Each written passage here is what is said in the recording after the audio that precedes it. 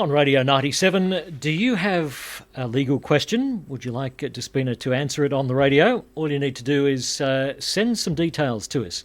The best way to do that is pop it into an email and go to radio97.com.au. You'll find a couple of ways of contacting us, either through the email or Facebook. Totally up to you. Radio97.com.au. Just scroll down the page there and you'll find our contact information there. And Despina, happy to answer your legal question on the radio. And just before the break, we mentioned a common mistake that might pop up that an agent may make. So I want to highlight here, this is not all agents, and we love our agents that do a fabulous job, but there is something that has popped up on your radar recently, Despina, that has caused a bit of, I guess, confusion, I should say. It has, and there were two contracts that came into our office this week, contracts already signed and parties were bound. So we could not check it before the parties signed the contract. We always like to do that. And yes, we do work with agents, so many agents every day of the week. We love working with agents, of course, and we do help each other out. We're in the same industry in that we're working with property and with clients, and we like to see a good result for everybody. So this was highlighted to me this week, and I thought, well, yeah, it's a really good example to mention on the air because I think that it might be a common mistake that other people might be making. So let's go through it, and hopefully this will help some people out there in making sure it doesn't actually happen. So in a contract, people would be aware that there's always a deposit that's paid. And the deposit often is split between having an initial smaller deposit that's paid up front by the buyer. And then typically we will see, say, a balance of a 5 or even a 10% deposit, so a larger chunk of money that's paid by the buyer at another date or time whilst under contract. And typically we might see that when the contract becomes unconditional, or for example when the buyer obtains their finance and they're satisfied with their finance, or when they've obtained a pest and building report and they're satisfied with that.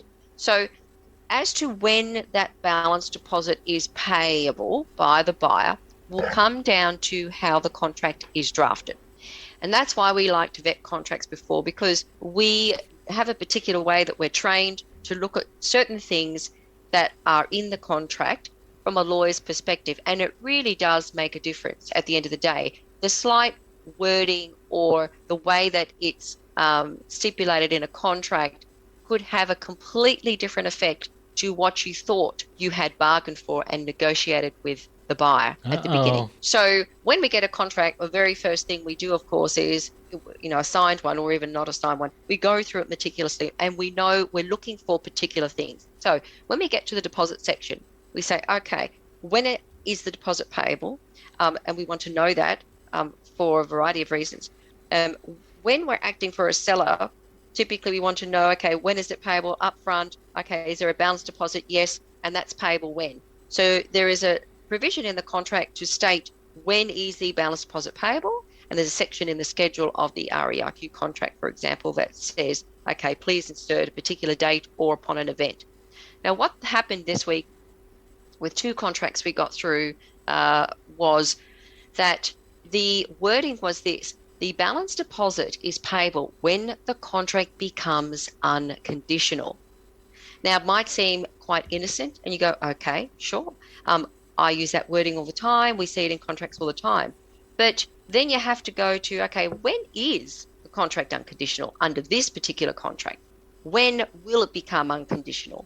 And sometimes sellers might think, okay, well, it'll become unconditional when the buyer gets their finance because the contract's subject to finance, but not necessarily.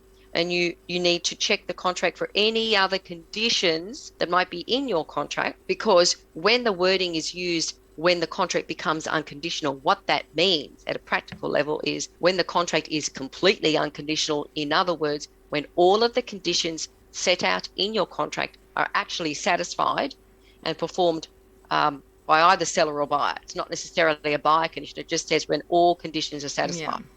So in order for you, I think the suggestion was that you've seen in the past that people have signed these things without being aware of these, these issues. So does that mean that people are signing, perhaps they're being a bit too trusting, perhaps they haven't got the proper legal advice? Well, this is why I always say, let us look at the contract before. It doesn't take long and it could make the world of difference. So what happened in these particular cases is, yes, they didn't get advice before they signed. They signed the contract. The contract was drafted a particular way by the agent. And I'm sure that it was not intentional. But the consequence of what happened with these contracts is the wording was used, balance deposit is payable when the contract becomes unconditional. And the clincher is this, is that these particular contracts had a condition in that contract that actually meant that the contract remained conditional all the way up until settlement. Oh. And that's because the contract was the subject to, for example, the buyer's sale of their property settling, which is often happening in this market. You have buyers having to sell to buy, right? And that's not unusual at all. And often with those, you have contracts with 90-day contract periods. So they're off the market for that period of time. So it's a long time.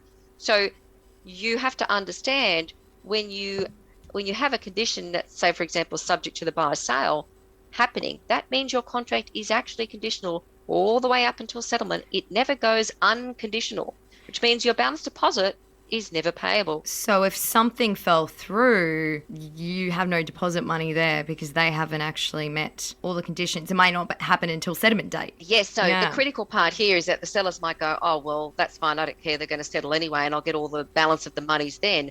Well, yes and no. If the buyer settles, okay, I suppose no harm, no foul. Mm-hmm. But the issue is, what if the buyer doesn't settle? What if the buyer defaults? Yeah. When a buyer defaults and it's a legitimate default and you identify that, as a seller, one of the rights is that you can terminate your contract and have the deposit forfeited, meaning you get the deposit. It's paid to you because the buyer defaulted. Exactly. Okay. Yeah. And you do care because if you took the property off the market for 3 or 4 months and in the end the buyer did the wrong thing, well, you should be, I suppose, quote unquote, compensated for that. Yeah. For your loss or potential loss. So it is a very real issue and it's very, very important. And just that wording can make all the difference. So instead of saying when the contract becomes unconditional, if you really mean, well, the buyer's got to fork out another chunk of money when they get their finance, then say that.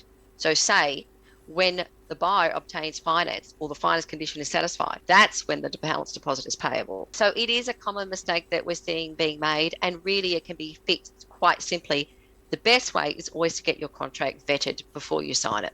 Great advice there, as always, from Despina Priala from boutique law firm Priala Legal. And if anyone wants to get in touch with you directly, Despina, where can they go? So they can phone the office 55291 294, or they can email info@prialalegal.com.au.